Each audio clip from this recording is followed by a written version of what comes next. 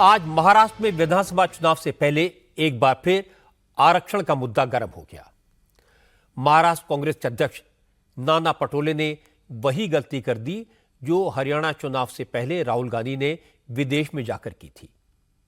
नाना पटोले ने राहुल गांधी के उस बयान का समर्थन किया जिसमें राहुल गांधी ने कहा था कि स्थितियां सामान्य होने पर, सब कुछ फेयर होने पर आरक्षण को खत्म कर दिया जाएगा। नाना पटोले ने कहा राहुल ने जो कहा था वो सही कहा था। बीजेपी ने इस बयान को पकड़ लिया। देवेंद्र फडणवीस ने कहा कि कांग्रेस तो शुरू से ही दलितों और पिछड़ों की दुश्मन है। पंडित नेहरू भी आरक्षण के खिलाफ थे। राहुल गांधी ने आरक्षण को खत्म करने का ऐलान किया था। इसलिए नाना पटोले की जो बयान आया वो हैरान करने वाला नहीं है। चंद्रशेखर बावनकुले ने कहा कि अब बीजेपी घर घर जाएगी, लोगों को कांग्रेस की मंशा बताएगी और पूछेगी क्या लोग आरक्षण के दुश्मनों को सपोर्ट करेंगे। इसके बाद जितेंद्र आव्हाड, प्रियंका चतुर्वेदी जैसे मां विकास आघाड़ी के तमाम नेता नाना पटोले के बचाव में उतरे। नाना ने भी अपने बयान पर सफाई दी और समझाया कि वो असल में क्या कहना चाहते हैं, लेकिन तब तक तीर कमान से छूट चुका था। इसलिए ये तीर किस किस को घायल करेगा, चुनाव पर कितना असर करेगा, इस पर चर्चा करेंगे आज की बात में। इसके अलावा आपको मैं ये भी बताऊंगा कि आज समाजवादी पार्टी ने मां विकास आघाड़ी के नेताओं को कल तक का अल्टीमेटम क्यों दिया और वो कौन सी 10 सीटें हैं जिनको लेकर महायुति में तकरार बनी हुई है। बीजेपी ने अजित पवार को संतुष्ट करने के लिए क्या फॉर्मूला निकाला और उसका ग्राउंड पर क्या असर दिखाई दिया, इस पर भी बात करेंगे। लेकिन शुरुआत करते हैं नाना पटोले के बयान से, जिसकी चर्चा आज दिन भर होती रही। असल में इंडिया टीवी के चुनाव मंच पर नाना पटोले से आरक्षण के मुद्दे पर सवाल पूछा गया। राहुल गांधी के अमेरिका में दिए गए बयान की याद दिलाई गई। जवाब में नाना पटोले ने कहा अमेरिका में राहुल गांधी ने आरक्षण को लेकर जो कहा था बिल्कुल ठीक कहा था। जिन लोगों को अंग्रेजी समझ में नहीं आती उन लोगों ने उसका गलत अर्थ निकाला। नाना पटोले ने कहा अगर समाज के सारे वर्गों में समानता आती है तो रिजर्वेशन हटाने में क्या बुराई है, इसमें कौन सी गलत बात है। नाना ने कहा कि असल में बीजेपी की सरकार ने तो आरक्षण को खत्म करने का प्रोसेस शुरू कर दिया है और कांग्रेस को बदनाम करने की कोशिश कर रही है। रिजर्वेशन को लेकर मेरा सवाल था। उसको लेकर बीजेपी सवाल उठा रहे कि आपका जो नैरेटिव है संविधान को लेकर, रिजर्वेशन को लेकर, राहुल गांधी विदेश में जाकर जो है बयान देते, जिन लोगों को इंग्लिश आती नहीं उनका ये इशू है। राहुल गांधी ने क्या बोला वहां पे जाके कि हमारे देश में जब हम सब बराबरी के होंगे तो अब हम लोग रिजर्वेशन के बारे में सोचेंगे। इसमें गलत क्या है? और बाबा साहब अम्बेडकर की भी भूमिका वही है। राहुल जी ने जो बात बोली है उसमें गलत क्या है? जिनको अंग्रेजी नहीं समझती उसको तोड़ मोड़ करके हमारे देश के प्रधानमंत्री विदेश में जाते क्या बोलते क्या नहीं पता नहीं। कांग्रेस की एक और मुश्किल यह है कि महा विकास आघाड़ी में अभी सीटों का झगड़ा सुलझा नहीं है। नाना पटोले ने बयान देकर आरक्षण की जिन को बोतल से बाहर कर दिया। अब सहयोगी दल भी परेशान है। आज दिल्ली में उम्मीदवारों के नाम फाइनल करने को लेकर कांग्रेस की सेंट्रल इलेक्शन कमेटी की मीटिंग हुई। कल रात कांग्रेस 48 उम्मीदवारों की पहली लिस्ट जारी कर चुकी है। आज 43 सीटों पर चर्चा हुई। मीटिंग खत्म होने के बाद महाराष्ट्र के प्रभारी रमेश चन्नीथला ने कहा कांग्रेस आज रात ही उम्मीदवारों की दूसरी सूची भी जारी करेगी और कल शाम तक सारे उम्मीदवारों के नामों का ऐलान हो जाएगा। देखिए सीट शेयरिंग अभी चल रहे, लास्ट पद पे हैं, सब आपके सामने आ जाएगा कल शाम तक। देखिए हर पार्टी के लिए नंबर आपको सामने कल शाम तक आ जाएगा। हमने अभी हमारे सीटों के ऊपर आज बात किया है। अभी हमने इससे सेकंड लिस्ट अभी आएगा आपके सामने आधा घंटे के अंदर। कल शाम तक पूरा लिस्ट आ जाएगा।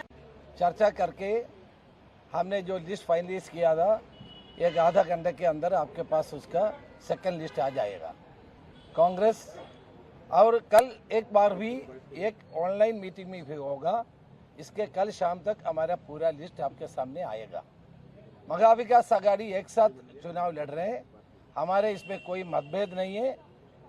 एक अलायंस होते तो थोड़ा सीट में आपस में बात करते हैं, लेकिन अभी कल शाम तक पूरा लिस्ट आपके सामने आ जाएगा। हम लोग महाराष्ट्र के जनता के सपनों को साकार करने के लिए एक साथ लड़ाई लड़ेंगे। दूसरी तरफ महायुति का दावा है कि उन्होंने ज्यादातर सीटों पर उम्मीदवार तय कर लिए हैं। देवेंद्र फडणवीस ने कहा सिर्फ 10 सीटों पर बात पूरी नहीं हुई है, उन पर भी कल तक फैसला हो जाएगा। हमारे पॉलिटिकल एडिटर देवेंद्र पाराशर ने बताया कि जो टेंटेटिव फॉर्मूला है उसके मुताबिक बीजेपी 150 से 153 सीटों पर, शिवसेना शिंदे 80 से 82 सीटों पर और अजीत पवार की पार्टी 55 से 57 सीटों पर चुनाव लड़ेगी। जिन 10 सीटों पर बात अटकी है उनमें बीड, कन्नड़, सिंदखेड़ राजा, मेलघाट की सीटें हैं जिन पर अजीत पवार और शिंदे दोनों की पार्टियों के दावे हैं। इसके अलावा बदलापुर, आपटी, अंधेरी ईस्ट, शिवड़ी की सीटों पर बीजेपी और शिंदे की पार्टी में बात फंसी हुई है। हालांकि आज अजीत पवार ने कहा महायुति में कोई झगड़ा नहीं है, सिर्फ 11 सीटें बाकी हैं जिन पर चर्चा चल रही है, इसलिए इसे झगड़ा या विवाद बताकर पेश न किया जाए। माझे पत्रकार मित्रांनो, तुम्हाला मेरी पत्रकार मित्रों से गुजारिश है कि जब तक हम ना कह दें तब तक आप इसका पत्ता कटा हुआ, इसे सीट मिली, इस तरह की खबरें ना चलाएं। कल हमारी दिल्ली में कई घंटे तक बातचीत हुई। आज भी प्रफुल्ल पटेल की दिल्ली में कुछ मुद्दों को लेकर चर्चा चल रही है। अगर सही तरीके से कहा जाए तो महायुति में 288 में से अब केवल 11 सीटों के लिए बातचीत चल रही है। बाकी सभी सीटों पर बातचीत हो गई है। सभी को खुश नहीं किया जा सकता। कई बार कार्यकर्ता नाराज हो जाते हैं। कुठं नाराजी राहते। इस सीट से आदित्य ठाकरे एक बार फिर चुनाव के मैदान में हैं।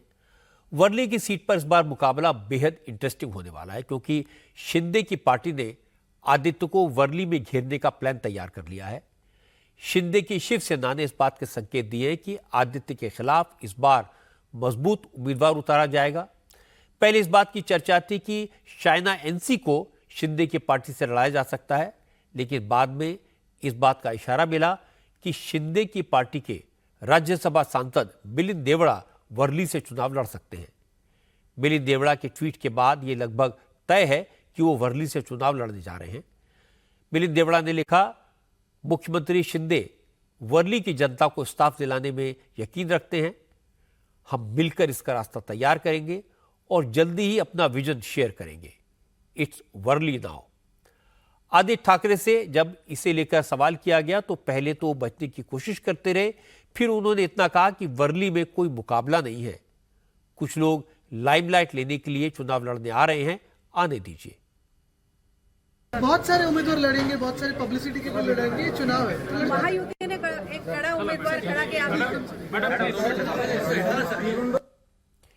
झारखंड में आज नॉमिनेशन का दौर खत्म हो गया। आज नामांकन के आखिरी दिन पूर्व मुख्यमंत्री चंपाई सोरेन से लेकर सुदेश महतो जैसे कई नेताओं ने पर्चा भरा, लेकिन झारखंड में सबसे ज्यादा चर्चा आज हुई कांग्रेस के नेता इरफान अंसारी के बयान की। इरफान अंसारी ने हेमंत सोरेन की भाभी सीता सोरेन के बारे में अमर्यादित कमेंट किया। असल में इमरान अंसारी जामताड़ा से कांग्रेस के मौजूदा विधायक हैं। इस बार भी इसी सीट से चुनाव लड़ रहे हैं और बीजेपी ने उनके खिलाफ सीता सोरेन को मैदान में उतारा है। इरफान अंसारी ने नॉमिनेशन के बाद सीता सोरेन को रिजेक्टेड माल बता दिया। इरफान अंसारी के इस कमेंट पर बीजेपी के नेताओं ने सख्त नाराजगी जाहिर की, महिलाओं को अपमान बताया, चुनाव आयोग में शिकायत की। सीता सोरेन ने इरफान अंसारी के बयान का वीडियो जारी करके कहा, इरफान अंसारी ने जिस तरह की भाषा का इस्तेमाल किया वो महिलाओं के प्रति कांग्रेस और झारखंड मुक्ति मोर्चा की सोच बताता है। सीता सोरेन ने कहा, अगर इरफान अंसारी ने माफी नहीं मांगी तो उग्र विरोध के लिए तैयार रहें। इस पर इंडिया अलायंस के नेताओं ने क्या कहा, इरफान अंसारी ने क्या सफाई दी, ये आपको दिखाऊं। इससे पहले आपको इरफान अंसारी का वो बयान सुनवा देता हूं जिस पर यह सारा विवाद खड़ा हुआ। बीजेपी कभी भी जमीनी स्तर के नेताओं को नहीं आगे लाती है। आज ज्ञानवापी विवाद के केस में हिंदू पक्ष को बड़ा झटका लगा। वाराणसी की कोर्ट ने हिंदू पक्षकार विजय शंकर रस्तोगी की उस पिटीशन को खारिज कर दिया जिसमें ज्ञानवापी मस्जिद के मुख्य गुंबद के नीचे 10 मीटर की गहराई तक खुदाई करके शिवलिंग खोजने की मांग की गई थी। विजय शंकर रस्तोगी ने 33 साल पहले 1991 में भगवान विश्वेश्वर नाथ के वाद मित्र के तौर पर मुकदमा दायर किया था। आज कोर्ट ने हिंदू पक्षकार की याचिका ये कहते हुए खारिज कर दी कि इससे जुड़ा मामला हाई कोर्ट में पहले ही चल रहा है। वाराणसी की अदालत के आदेश के बाद ज्ञानवापी मस्जिद का एएसआई ने सर्वे किया था। ये याचिका उस पिटीशन से अलग थी जिसे आज खारिज किया गया।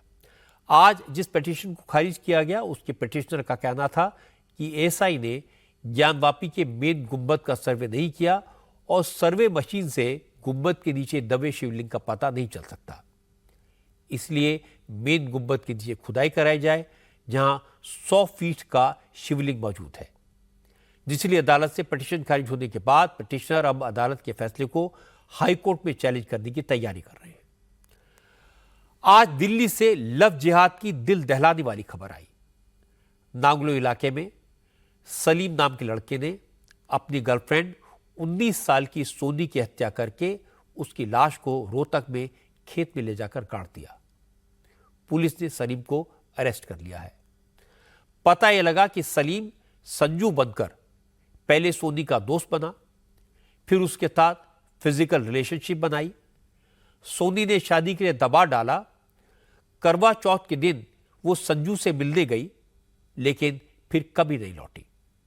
सोनी के परिवार वालों ने बताया उन्हें यह तो मालूम था कि संजू के साथ सोनी की दोस्ती है, लेकिन वो ये नहीं जानते थे कि संजू का असली नाम सलीम है। सोनी के घर वालों ने बताया कि करवा चौथ के दिन सुबह 4 बजे सोनी अपना सामान लेकर संजू के घर गई। उसके बाद सोनी का फोन स्विच ऑफ हो गया। जब सोनी घर नहीं लौटी तो घर वालों को शक हुआ। उन्होंने पुलिस में शिकायत की। पुलिस ने 3 दिन बाद सलीम को पकड़ा तो पूछताछ में उसने स्वीकार किया कि 21 अक्टूबर को उसने अपने दोस्तों के साथ मिलकर कार में सोनी की गला दबाकर हत्या कर दी थी। उसके बाद सोनी की लाश को रोहतक के पास एक खेत में गाड़ दिया। पुलिस ने खेत में दफन सोनी की लाश बरामद कर ली है।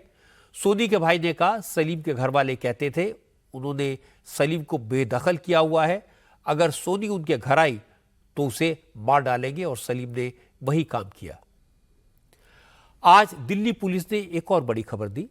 दिल्ली पुलिस ने लॉरेंस बिश्नोई गैंग से जुड़े 7 शूटर्स को अरेस्ट किया है।